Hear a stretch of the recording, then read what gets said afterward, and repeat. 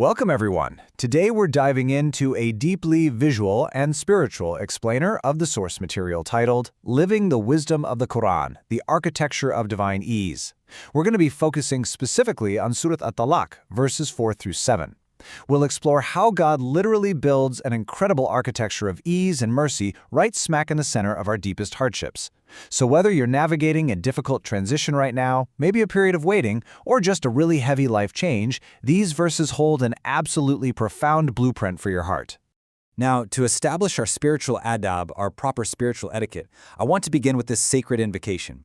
A'udhu billahi minash shaitanir rajim, bismillahir rahmanir rahim. I seek refuge in God from the rejected Satan. In the name of God, the most compassionate, the most merciful. And just as a quick, humble note to you, our listener, I really want to ask for your forgiveness and acceptance for any AI-related mispronunciations or errors with the sacred Arabic as we walk through this material together. Right at the center of our journey today is this incredibly quiet yet profound promise. Sayaj'alullahu ba'da usrin yusra. After hardness, God will bring ease. The source material highlights that this specific, beautiful sentence has literally been recited at the bedside of believers in difficulty for over 14 centuries. Think about that. It's the anchor of this entire cluster of verses, and it holds the sheer weight of human grief just like a gentle, reassuring hand.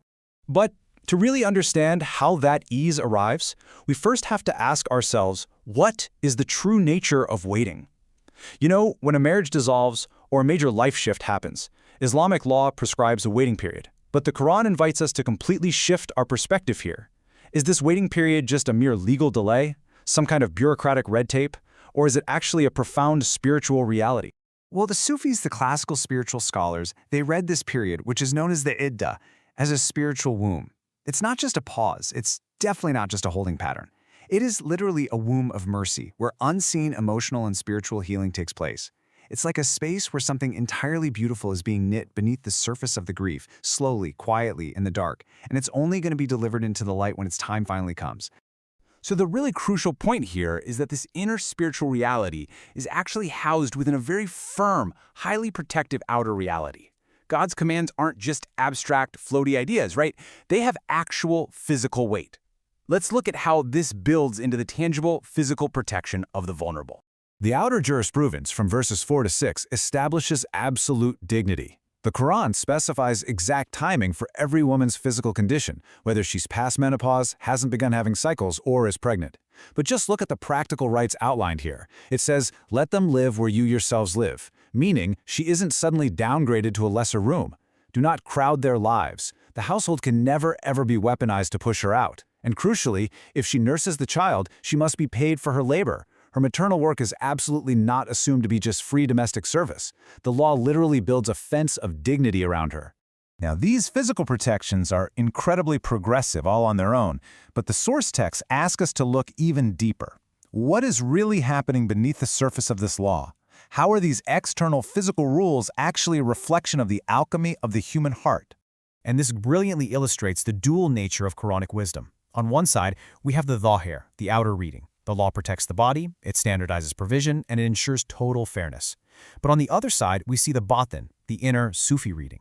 The scholar Sahal al-Tustari made this profound point. The kindness you consciously choose not to withdraw from a person who is leaving you, well, that becomes the exact kindness that cleans your own soul.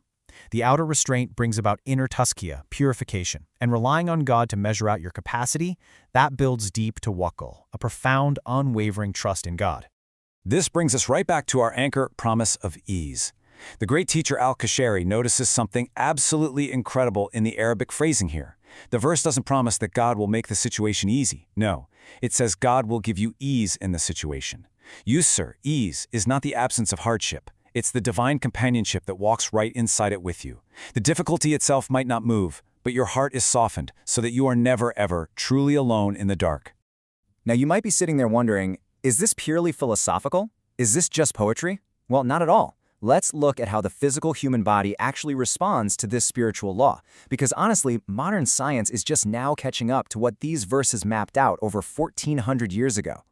Let's consider the Quran's no crowding rule. Modern science actually shows that when a pregnant woman is under chronic psychological pressure, stress hormones literally cross the placenta and physically shape the developing fetal brain. So the Quran is essentially establishing a fetal protection law. And what about paying nursing wages? Well, lactation is hormonally fragile, right? Maternal stress suppresses the oxytocin response, so the Quran is protecting the very milk flow it commands the infant to receive. And proportional burden, God not burdening a soul beyond its capacity?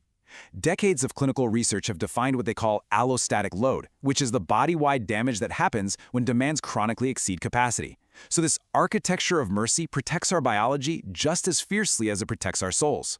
We can even say this beautiful divine balance in the quiet arithmetic of the Arabic letters themselves. In the Abjad system, words carry numerical values.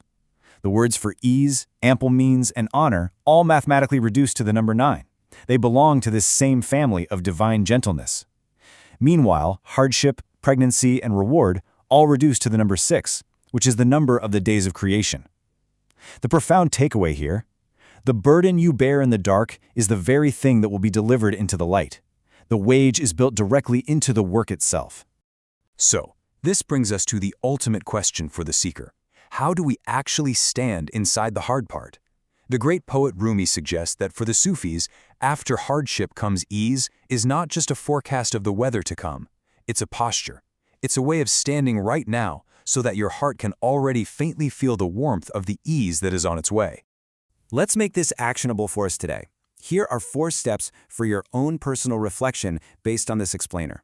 First, identify your personal waiting period. It might not be a divorce. It could be a job you feel stuck in, or a grief that just hasn't passed. Ask yourself, are you living it with honor? Second, uncrowd someone else's life. Where can you pull back some pressure to make someone else's life just a little more bearable tomorrow? Third, spend your honest capacity. Don't overgive out of ego, and please don't undergive out of fear. And fourth, live actively anticipating ease. Did you know anticipation itself releases physical painkillers in the brain? Expect God's relief. To help you really embody this, the source material offers a truly beautiful, practical nightly vikr, a remembrance practice. Before sleep, try placing your right hand over your heart. Recite slowly with genuine ikhlas, or deep sincerity.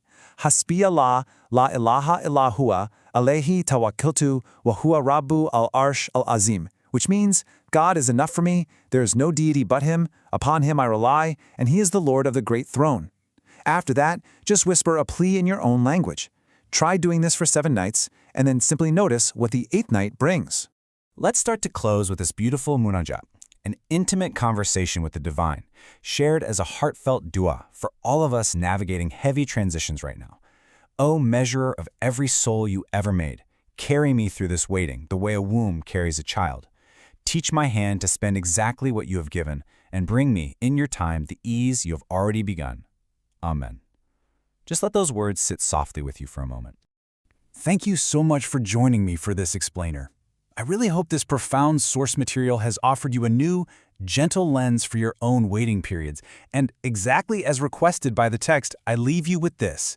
Compiled with gratitude by Mir Ali Shah, a seeker sharing through the Living the Wisdom of the Quran podcast. May you find the ease that is already on its way to you, but I want to leave you with one final thought. Ask yourself tonight, what is the divine ease in your life currently preparing you to become?